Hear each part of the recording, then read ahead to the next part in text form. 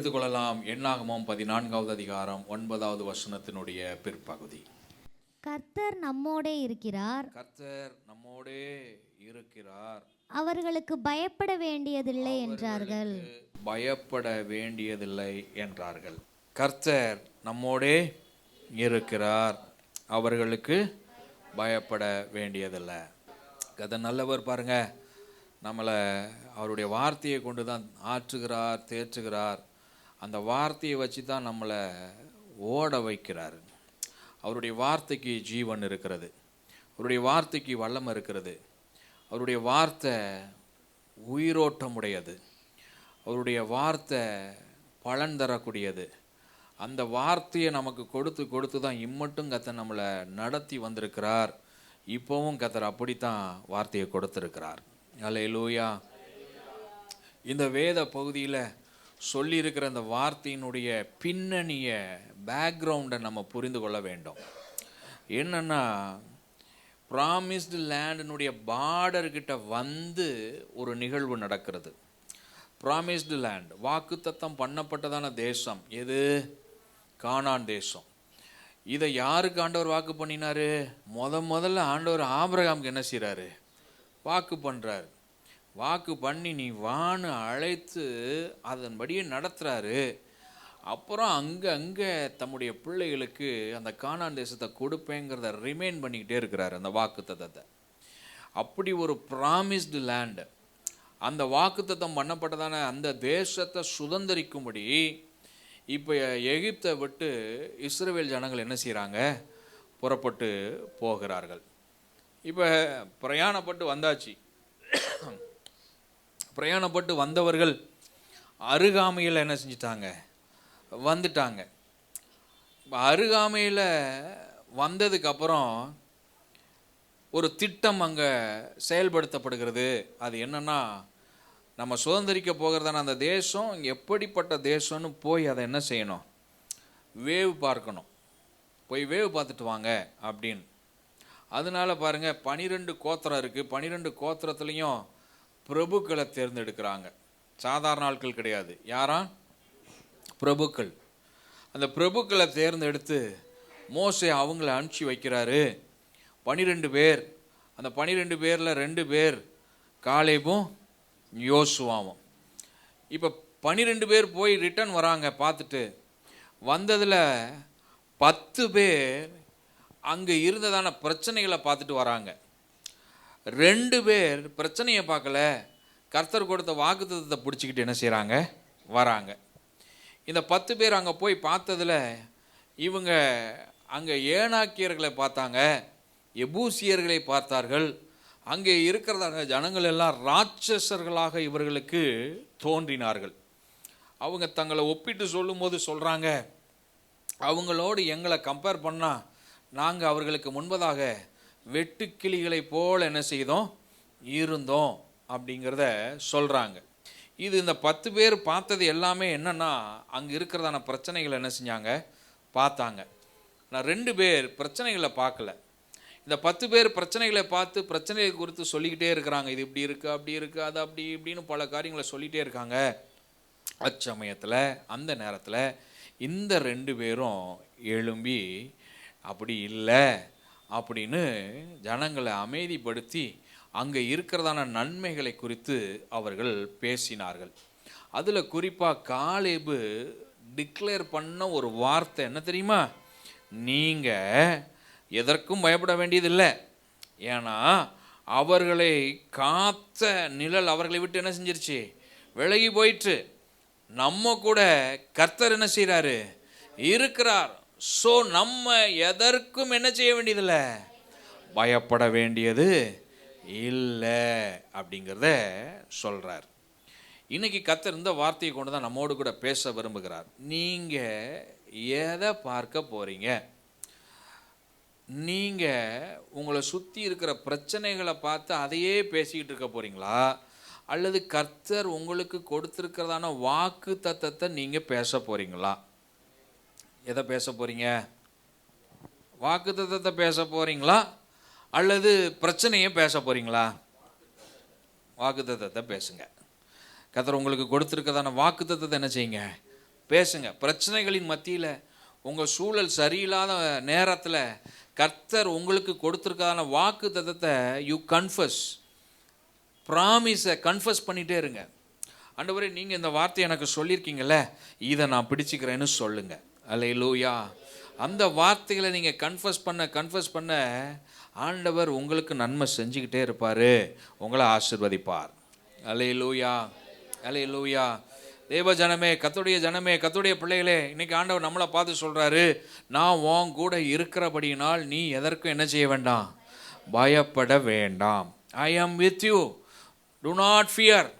நான் உன் கூட இருக்கிறேன், நீ என்ன செய்ய வேண்டியதில்லை, பயப்பட வேண்டியதில்லை.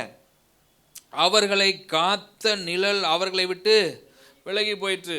நான் இதை எப்படி எடுத்துக்கிறேன்னா, நம்மை சுற்றிலும் இருந்ததான பிரச்சனைகள் ஒன்றுமில்லாமல் போயிற்று. நம்மை சுற்றி இருந்ததான பிரச்சனைகள் விலகி போயிற்று. அல்லேலூயா, அல்லேலூயா. கர்த்தர் அவைகளை அப்படி செய்கிறார். நம்ம கூட அவர் இருந்து அப்படிப்பட்ட நன்மைகளை நமக்கு செய்கிறார். அல்லேலூயா. அதனால இந்த காலை வேளையில் கர்த்தருடைய வார்த்தையை கேட்டுக்கொண்டு இருக்கிறதான தேவ ஜனமே, தைரியமாக அந்த 2வது மாதம் நீங்கள் சொல்லுங்கள், கர்த்தர் என் கூட இருக்கிறாரு, என்னை சுற்றிலும் இருக்கிறதான பிரச்சனைகள் என்னை விட்டு விலகி போயிட்டு கர்த்தர் என் கூட இருந்து எனக்கு நன்மை செய்வார், நான் பயப்பட வேண்டியது இல்லை. அல்லேலூயா, அல்லேலூயா. சில காரியங்களை நான் உங்களுக்கு காண்பித்து கொடுத்து உங்களை ஜெபத்தில் நடத்த விரும்புகிறேன். முதலாவது, தேவ பிரசன்னமே நமக்கு பெரிய பலன். God's presence is our greatest strength. தேவ பிரசன்னமே நமக்கு மிகப்பெரிய பலனாய் இருக்கிறது. சங்கீதம் 46:7 வசனத்தை நம்ம வாசித்தோம் என்றால், சேனைகளின் கர்த்தர் நம்மோடு இருக்கிறார், சேனைகளின் கர்த்தர் நம்மோடு இருக்கிறார், யாக்கோபின் தேவன் நமக்கு உயர்ந்த அடைக்கலமானவர். யாக்கோபின் தேவன் நமக்கு உயர்ந்த அடைக்கலமானவர். ஸோ தேவன் நம்ம கூட இருப்பது தாங்க நமக்கு மிகப்பெரிய பலன். எத்தனை பேர் ஆமேன் சொல்றீங்க? இன்னைக்கு ஆண்டவர் நமக்கு வாக்கு பண்ணியிருக்கிறாரு, அவர் நம்மோடு கூட இருக்கிறேன் என்று வாக்கு பண்ணிக்கிறார். அந்த வாக்கு தத்தம் இன்னைக்கு நமக்கு ஒரு பூஸ்ட் குடித்த மாதிரி, இன்னைக்கு நம்மளை மீண்டும் தட்டி எழுப்பி விட்ட மாதிரி, அந்த வாக்கு தத்தம் இன்னும் ஓடுவதற்கு வேண்டியதான பலனை நமக்கு என்ன செய்யுது, தருதே. கர்த்தர் நம்ம கூட இருக்கிறார், கர்த்தர் நம்ம கூட இருக்கிறார், அதுதான் பலன். அல்லேலூயா, அல்லேலூயா. ஆமாம், காலை பதத்தான் சொல்கிறாரு, ஏனாக்கியார இருந்துட்டு போட்டோம், ராட்சசர்கள் இருந்துட்டு போட்டோம், மலை தேசம் இருந்துட்டு போட்டோம், ஆனால் கர்த்தர் நம்ம கூட இருக்கிறார்ல, அதுதான் இருக்கிறதுலையே பெருசு. அல்லேலூயா. அவர் என் கூட இருப்பது தான் இருக்கிறதுலையே பெரிய காரியம். அல்லேலூயா. கொஞ்சம் வருடத்துக்கு முன்பதா ராஜாஜின்னு ஒருத்தர் ஆண்டு கொண்டு இருந்தார். எத்தனை பேருக்கு தெரியும்னு தெரியல. தமிழ்நாட்டை ஆண்டு கொண்டு இருந்தார். இந்த கிறிஸ்தவர்கள் எண்ணிக்கை பெருகுகிறது அப்படிங்கிறத பற்றி ஒரு கான்வர்சேஷன் வந்ததான். அந்த கான்வர்சேஷனில் நிறைய பேர் போய் அப்போஸ் பண்ணி சொல்லியிருக்கிறாங்க, கிறிஸ்தவர்கள் பெருகிக்கிட்டே இருந்தால் அது சரி கிடையாது, அதனால கிறிஸ்தவர்கள் பெருகாமல் இருப்பதற்கு என்ன செய்யணுமோ அதெல்லாம் செய்யணும், அவங்கள தடை பண்ணணும், பிரச்சார கூட்டம் நடத்தக்கூடாது இப்படின்னு சொல்லியிருக்காங்க. நல்லா யோசிங்க. ஏதோ அந்த பிரச்சனை இன்னைக்கு வர்ற பிரச்சனை கிடையாது. ராஜாஜி தமிழ்நாட்டு ஆண்டு பல ஆண்டுகள் என்ன செஞ்சிருச்சு, கடந்து போயிடுச்சு. அப்பயே இந்த பிரச்சனை என்ன செஞ்சிருக்கு, இருந்திருக்கு. அப்போ சொன்னாங்களாம், அவங்க பெருகுனா அது சரி கிடையாது. அப்போ ராஜாஜி சொன்னாராம், பேசாமல் இரு, கிறிஸ்தவர்களை தொற்றாத, நீ தொட்ட நீ கெட்ட, அவர்கள் மூட்டை பூச்சி மாதிரி, நீ நசுக்க நசுக்க நசுக்க மூட்டை பூச்சி என்ன ஆகும், நீங்கள் நசுக்கி பாருங்களேன். ஒரு மூட்டை பூச்சி உங்கள் வீட்டில் வந்து அந்த மூட்டை பூச்சி நீங்கள் நசுக்குனீங்கன்னா அடுத்த 2வது நாள் வீடு முழுசும் மூட்டை பூச்சி இருக்கும். அவர் அதை சொல்லியிருக்கிறாரு, அவர்கள் மூட்டை பூச்சி மாதிரி, நீ நசுக்குனா என்ன செய்வாங்க, பெருகிடுவாங்க. கண்டுக்காத, தொடவே தொடாத, அப்படியே என்ன செஞ்சிரு, விட்டுரு. இப்போ இருக்கிறதையாவது அப்படியே இருந்துட்டு போயிடும். நீ நசுக்கி விட்டுட்ட, இப்போ இருக்கிறத 10 மடங்கு அதிகமாக அடைஞ்சிருவாங்க, பெருகிடுவாங்க. இதை இதை நம்ம நிறைய கேட்டிருப்போம், இப்படி ராஜாஜி சொன்னார் அப்படிங்கிறத கேட்டிருப்போம். ஆனால் இதை கேட்டுக்கிட்டு இருந்த ஒரு அதிகாரிக்கு கோவம் வந்துருச்சு. கோவம் வந்தோடனே, அப்படி என்ன அவர்கள் என்ன பெரிய ஆளா, அப்படி என்ன அவர்களுக்கு என்ன பெரிய சப்போர்ட்டா, அப்படி என்ன அவர்களுக்கு இருக்குது அப்படின்னு கொஞ்சம் அடி பேசியிருக்கிறார். அப்போ இவர் ரொம்ப கூலாக பதில் சொன்னாராம், ஏப்பா அப்படியாக்கும் இப்படியாக்கெல்லாம் பேசாத, அவங்களுக்கு பெரிய பலமே அவங்க ஆண்டவர் அவங்க கூட இருக்கிறது தான், அதுதான்ப்பா பெரிய பலன்னு சொன்னாராம். அவருக்கு தெரிஞ்சிருக்கு, நமக்கு தான் நிறைய நேரம் தெரிய மாட்டேங்கி. நம்ம கர்த்தர் நம்ம கூட இருப்பது தாங்க நமக்கு பெரிய பலன். அல்லேலூயா. அவர் நம்ம கூட இருப்பது தான் நமக்கு பெரிய பலன். அல்லேலூயா. உலக மனிதனுக்கு இந்த ரகசியம் தெரியுது, ஆனாலும் தெரியாத மாதிரி நம்மள்ட்ட வம்பிழுப்பான். புரியுதா உங்களுக்கு? அவனுக்கு நல்லாவே தெரியும், இவங்கள தொட்டோம்னா பிரச்சனை ஆகி போயிடும்னு தெரிஞ்சுமே சில நேரங்களில் அப்படி இப்படின்னு ஏதாவது வம்பு இழுக்கிறது உண்டு. ஆனால் பாருங்கள், கர்த்தர் நம்ம கூட இருந்து அவர் பெரிய காரியங்களை செய்துக்கிட்டு இருக்கிறார், இனியும் செய்து நம்மளை ஆசீர்வதிப்பார். கர்த்தர் நம்ம கூட இருப்பதே நமக்கு மிகப்பெரிய பலன். எத்தனை பேர் ஆமென் சொல்கிறீங்க? அல்லேலூயா. ரெண்டாவது பாருங்க, இந்த இந்த இந்த வாக்குத்தத்தத்தில் நம்ம புரிந்து கொள்ள வேண்டிய ரெண்டாவது காரியம், the enemy has lost his covering. எதிராளிக்கு இருந்ததான அந்த நிழல் எதிராளியை விட்டு விலகி போயிட்டு. இதை நம்ம புரிஞ்சுக்கிடணும். நிறைய நேரம் எதிராளிக்கு இருக்கிறதான சப்போர்ட்டு, எதிராளிக்கு இருக்கிறதான பலன், எதிராளிக்கு இருக்கிறத சத்ருவுக்கு இருக்கிறதான காரியங்களை நம்ம பெருசாக நினச்சிக்கிட்டு இருக்கிறோம். ஆனால் ஆண்டவர் இங்கே நம்மோடு கூட பேசுகிறார், அவர்களை காத்த நிழல் அவர்களை விட்டு விலகி போயிற்று. அப்போ எதிராளியை சுற்றிலும் கவர் பண்ணி இருந்ததான நிழல் விலகி போகும்படி கர்த்தர் செய்வார். செய்வாரா? அல்லேலூயா. ஆமாம். நீதிமொழிகள் 21வது அதிகாரம் 30வது வசனத்தை நம்ம வாசிச்சோம்னா, கர்த்தருக்கு விரோதமான ஞானமும் இல்லை, புத்தியும் இல்லை, ஆலோசனையும் இல்லை. So nobody can stand against God. ஒருவரும் தேவனுக்கு முன்பதாய் எதிர்த்து நிற்க முடியாது. ஏன்னா அவருக்கு விரோதமா என்ன இல்லை? ஞானம் கிடையாது. அவருக்கு விரோதமான புத்தி இல்லவே இல்லை. யாரும் அவருக்கு விரோதமாக ஆலோசனை பண்ணவும் முடியாது. அப்படி இருக்கும் பட்சத்தில் எப்படி எதிராளி நம்மளை காயப்படுத்த, குற்றப்படுத்த, நம்மளை பலவீனப்படுத்த கர்த்தர் விடுவார்? ஒருபோதும் அவர் விட மாட்டார். அதனால தான் ஏசாயா 54வது அதிகாரம் 17வது வசனம் இப்படியாக சொல்லுது, உனக்கு விரோதமாய் உருவாக்கப்படும் எந்த ஆயுதமும் வாய்க்காதே போகும். எத்தனை பேர் இதை சொல்லி சொல்லி ஜெயம் எடுக்க போறீங்க? அல்லேலூயா. எனக்கு விரோதமாய் உருவாக்கப்படுகிற எந்த ஆயுதமும் வாய்க்காதே போகும். எனக்கு விரோதமாக சத்துரு அம்பு ஏயலாம், எனக்கு விரோதமாக அவன் சொல்ல அனுப்பலாம், எனக்கு விரோதமாக பல காரியங்களை அவன் செய்தாலும் அது ஒன்றும் வாய்க்காது. அல்லேலூயா. ஏன்னா என் கூட கர்த்தர் இருக்கிறார். எத்தனை பேர் ஆமென் சொல்கிறீங்க? அல்லேலூயா. மூன்றாவது வேகமாய் சொல்லி நிறைவு செய்ய விரும்புகிறேன்.